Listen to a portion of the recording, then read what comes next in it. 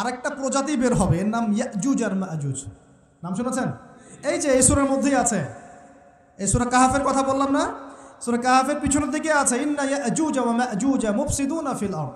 যুলকারনাইন বাদশার কথা পড়বেন, তিনি এই যে দেয়াল নির্মাণ করে দিয়েছিলেন লোহা এবং তামা দিয়ে, মনে আছে, পড়েছেন?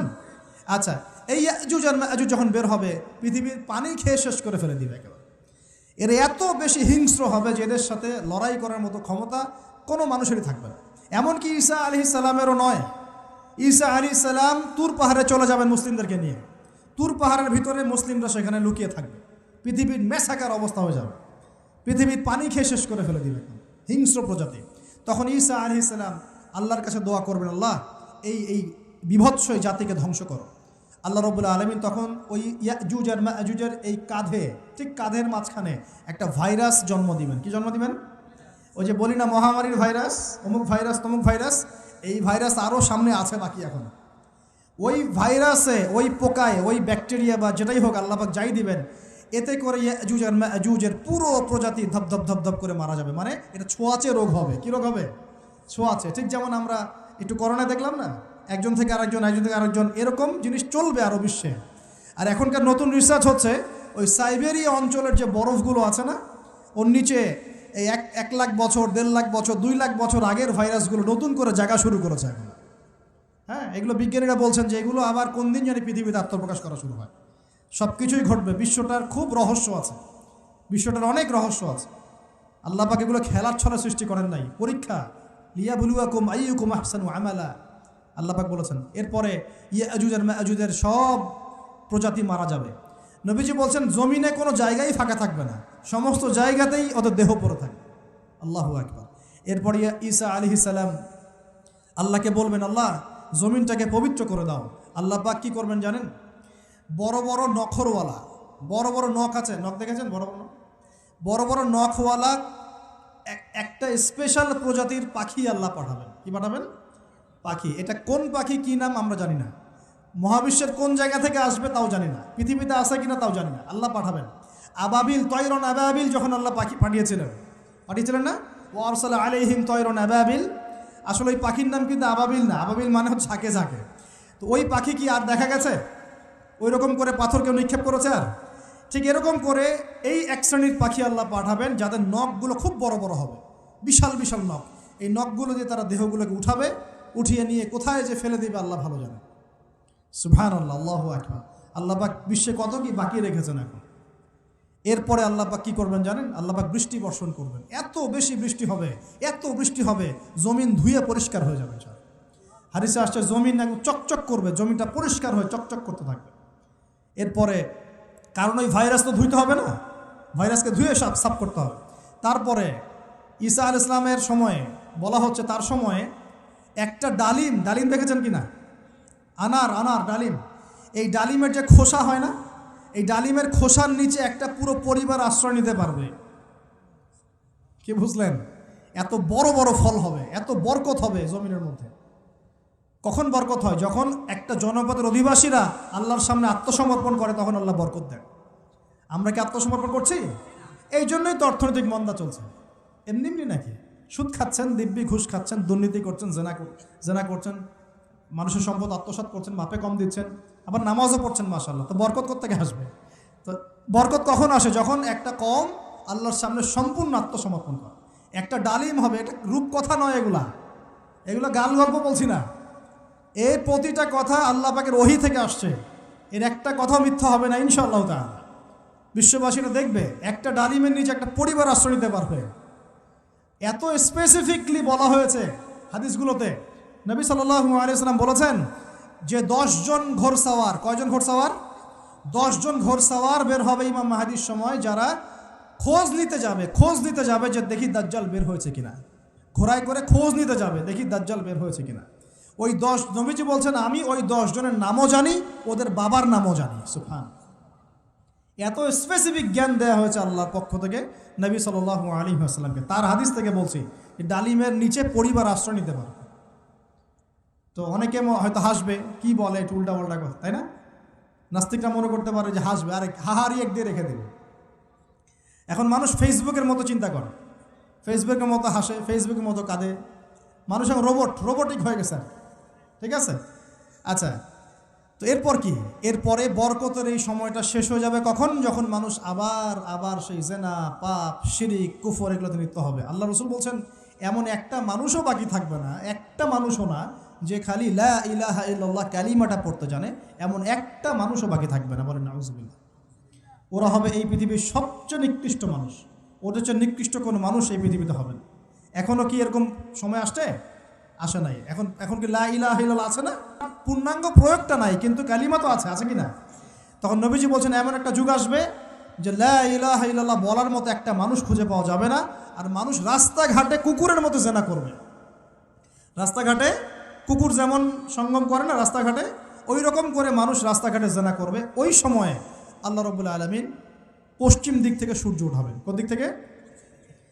সূর্য সত্যি সত্যি পশ্চিম দিকে উঠবে। পৃথিবী একদিকে ঘুরছে না এখন? কে জানে আল্লাহ পাক পৃথিবীর ঘূর্ণন থামিয়ে উল্টা দিকে ঘোরাতে পারেন না? অবশ্যই পারেন। আল্লাহ পাকের জন্য এটা খালি বলা, কুন ফায়াকুন, হও হয়ে যাও, ব্যাস। পুরো বিশ্বের বড় বড় ডিপার্টমেন্টগুলো কারা নিয়ন্ত্রণ করছে? আমরা নিয়ন্ত্রণ করছি? জি না। এমনকি খ্রিস্টানরাও নিয়ন্ত্রণ করছে না, বরং ওরাই নিয়ন্ত্রণ করছে। আপনাকে গভীরে ঢুকতে হবে তো। তার মানে সে আত্মপ্রকাশ না করলেও তার অনুসারীরা তো মাশাআল্লাহ শক্তিশালী হয়ে গেছে কি না? তার মানে সময় কাছে না দূরে? কাছে। এটা বোঝার জন্য কি ভবিষ্যৎবাণী করা লাগে? গণক হওয়া লাগে? জ্যোতিষী হওয়া লাগে? এটা বোঝার জন্য কোরআন সুন্নাহর সাথে শেষ জামানা স্টাডি করলেই হয়। Economics, world affairs, history study করলেই বুঝতে পারেন, হৃদয়ের চোখ খুলে যাবে ইনশাআল্লাহ তাআলা। আল্লাহ পাক বোঝার তৌফিক দান করুন। এখন সে বের হয়ে বিশ্বটাকে শাসন করবে ঠিকই, কিন্তু তার সাথে লড়াই করার ক্ষমতা ওই সময় মুসলিমদের থাকবে না। তখন আল্লাহ পাক পাঠাবেন ওই যে সত্যিকারের মাসিহ ঈসা আলাইহিস সালাম। কাকে পাঠাবেন? তিনি নামবেন সিরিয়ায়। কোন দেশে? সিরিয়ার দামেশকে তিনি নামবেন। দুজন ফেরেশতার কাঁধে ভর দিয়ে, তখন তার চুলগুলো দিয়ে টপ টপ করে মুক্তার মতো পানি ঝরতে থাকবে, এমনটা হাদিসে বলা হয়েছে। সুবহানাল্লাহ, সুবহানাল্লাহ। এত স্পেসিফিকলি হাদিসে বলা হয়েছে এটা হবে, এইটা হবে, ওইটা হবে, একদম স্পেসিফিকলি। তারপরে ঈসা আলাইহিস সালাম তিনি যখন ওই মুসলিমদেরকে পেয়ে যাবেন, তাকে ইমামতি করতে বলা হবে। ঈসা আলাইহিস সালাম বলবেন, না, আমি ইমামতি করতে পারবো না। ইমামতি এই উম্মতের জন্যই করা হয়েছে। বলেন সুবহানাল্লাহ। আমাদের ইমাম ইমামতি করবেন, তিনি পিছনে মুক্তাদি হবেন। একজন নবী মুক্তাদি হবেন আর ইমাম ইমামতি করবে। চিন্তা করতে পারেন? এরপর নামাজ শেষ হওয়ার পরে বলবেন তিনি, দরজা খুলে দাও, দরজা খুলে দাও। এটার ব্যাখ্যা আমার কাছে মনে হয় হয়তোবা তখন অবরোধ থাকবে, অবরোধটাকে তিনি ভেঙে দিতে বলবেন হয়তোবা, আল্লাহ ভালো জানেন। কারণ দরজা খুলে দাও এর ব্যাখ্যা কী হতে পারে? কিসের দরজা খুলে দাও? কিসের বাঁধন খুলে দাও? নিশ্চয় একটা বাঁধনে মুসলিমদেরকে বেঁধে ফেলা হবে। তিনি ওটার বিরুদ্ধে মুসলিমদেরকে ঝাঁপিয়ে পড়তে বলবেন। তখন দাজ্জালের সাথে তার দেখা হবে। কোন দাজ্জাল? সত্যিকারের দাজ্জালের সাথে ঈসা আলাইহিস সালামের দেখা হবে। এবং ঈসা আলাইহিস সালামকে দেখা মাত্রই দাজ্জাল গলতে শুরু করবে। কি করবে? গলতে শুরু। লবণ যেমন গলে যায় না তাপ দিলে, এমন করে গলতে শুরু করবে। এবং ঈসা আলাইহিস সালামের নিঃশ্বাসে আল্লাহ পাক একটা অন্যরকম ক্ষমতা দিবেন। ঈসা আলাইহিস সালামের নিঃশ্বাস যতদূর পর্যন্ত যাবে দাজ্জাল পালাতে থাকবে। তার নিঃশ্বাস গিয়ে দাজ্জালের গায়ে লাগা পরে দাজ্জাল ওইখানেই মারা যাবে। আল্লাহ পাক এই শুধু তাকে নয়, তার সমস্ত অনুসারীদেরকে আল্লাহ পাক সেখানে মেরে ফেলবেন ইনশাআল্লাহ। মুসলিমদের হাতে। কার হাতে? মুসলিমদের হাতে। এটার জায়গাটা মেনশন করা আছে, বাবেলুদ নামক জায়গা। কোন জায়গা? বাবেলুদ। যান গুগল সার্চ করে দেখেন বাবেলুদ কোন জায়গায় আছে। আমি বলে দিব না, দেখেন কোন জায়গায় আছে, কারা ওটা নিয়ন্ত্রণ করছে দেখেন। ওইখানে দাজ্জাল মারা যাবে। মানে সত্যিকারের মাসিহের হাতে মিথ্যা মাসিহ মারা যাবে ইনশাআল্লাহ, ঠিক আছে? এবং তার অনুসারীদের পতন হবে। এরপরে ঈসা আলাইহিস সালাম এই ক্ষমতাটা দখল করবেন এবং সারা বিশ্বে তিনি শান্তি শৃঙ্খলা কায়েম করবেন। একজন ন্যায়পরায়ণ শাসক হবেন ইনশাআল্লাহ তাআলা। এবং তিনি নতুন কোনো শরীয়ত নিয়ে আসবেন না, উম্মতে মুহাম্মাদের শরীয়ত কায়েম থাকবে ইনশাআল্লাহ। এরপরে 40 বছর তিনি রাজত্ব করবেন। কত বছর? 40 বছর। এবং তার বিবাহ শাদীও হবে এবং তার ইন্তেকালও হবে। তাকে দাফন করা হবে নবী মুহাম্মদ সাল্লাল্লাহু আলাইহি ওয়াসাল্লামের ঠিক পাশেই। আল্লাহু আকবার। ঠিক তার পাশেই দাফন করা হবে। এরপরে মানুষ আবারও খারাপ হওয়া শুরু করবে। কেমন খারাপ হবে? ও আচ্ছা, মাঝখানে একটা কথা বলতে ভুলে গেছে। ব্যাস, আমি কয়েকদিন আগে রিপোর্ট দেখেছি, পৃথিবীর নিচে কিন্তু আগুনের স্তর আছে। আচ্ছা, জানেন তো পৃথিবীর নিচে আগ্নেয়গিরিগুলো আছে। পৃথিবীর ভিতরেও একটা ঘূর্ণন হয়, সেই ঘূর্ণনের দিক পরিবর্তন হচ্ছে দিন দিন, এমনটা রিপোর্ট এসেছে। দেখেন, আপনি ইন্টারনেট ঘাটাঘাটি করেন। আর অনেকে রিপোর্ট করছে যে পৃথিবী আগে যে গতিতে ঘুরতো, এখন পৃথিবীর ঘূর্ণন গতি একটু বেড়ে গেছে। দেখেন রিপোর্ট, দেখেন ঘূর্ণন গতি বেড়ে যাওয়ার মানে হচ্ছে টাইম দ্রুত পাস করবে। আর শেষ জামানার হাদিস এটাও আছে, সময় দ্রুত পাস করবে, আছে না? এটা হাদিস আসছে।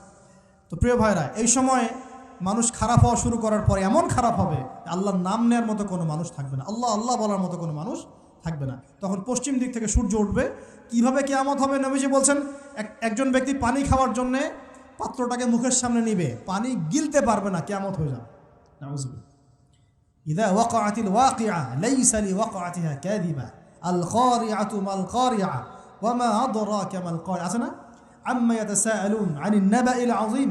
কত সূরা আছে কিয়ামত সংক্রান্ত, পড়ে দেখেন। ইযা যুলজিলাতিল আরদু জিলজালাহা ওয়া আখরাজাতিল আরদু আথকালাহা ইযা শামসু কুওয়িরাত ওয়া ইযা নুজুমু কাদারাত। এই সূরাগুলো পড়ে দেখেন। আম্মা পাড়ার শেষ পাড়াটা, যেটা 30তম পাড়া, এর সূরাগুলো পড়ে দেখেন। কিয়ামত চোখে দেখতে পারবেন ইনশাআল্লাহ। সিংহায় ফুঁক দেওয়া হবে। আল্লাহ পাকের ফেরেশতার এত ক্ষমতা আল্লাহ দিয়েছেন, একটা ফুয়ে পুরো মহাবিশ্ব ধ্বংস হয়ে যাবে ইনশাআল্লাহ। চারটাখানি কথা নাকি? দ্বিতীয় ফুৎকারে আবার সবাইকে জীবিত করা হবে। এবং এই যে দুনিয়ার জীবনটা আমরা কাটাচ্ছি, এই 30, 40, 50, 60, 100 বছরের জীবন, এই জীবনের এক একটা হিসেব আল্লাহর সামনে দাঁড়িয়ে সেদিন দেওয়া লাগবে। অতএব এই দুনিয়ার জীবনটাতে প্রস্তুতি গ্রহণ করি, 5 ওয়াক্ত নামাজ পড়ি, যাকাত দেই, কালিমা বোঝার চেষ্টা করি, আল্লাহ তাওহীদ শিখি, জানি, বুঝি, নবীর সুন্নত অনুযায়ী আমল করি, হালাল খাই, পরিবার গড়ি, মানুষকে সৎ কাজে দাওয়াত দেই, অসৎ কাজে নিষেধ করি, ইসলামকে আল্লাহর জমিনে প্রতিষ্ঠা করার চেষ্টা করি। আল্লাহ পাক যা দিয়েছেন, জানমাল, সময়, শ্রম, আল্লাহ পাক যা দিয়েছেন, ক্ষমতা, প্রতিপত্তি, সম্পদ, এগুলোকে আল্লাহর দিনের জন্য ব্যয় করি। ইনশাআল্লাহ দুনিয়া সফল হব, পরকালে সফল হবে ইনশাআল্লাহু আযজা ওয়া জাল। আল্লাহ পাক আমাদের সবাইকে সমকালীন ফিতনাগুলো সম্পর্কে সচেতন থাকার তৌফিক দান করুন, এবং এই রমজান, আসন্ন রমজানে পরিপূর্ণরূপে ইবাদত করার তৌফিক দান করুন, এবং এই ইবাদত এবং শিক্ষাগুলোকে সারা বছর ধরে রাখার তৌফিক দান করুন, এবং জামানা সম্পর্কে সচেতন থেকে আগামী দিনে যা হবে সেভাবে পদক্ষেপ নেওয়ার তৌফিক আল্লাহ পাক দান করুন। আমিন।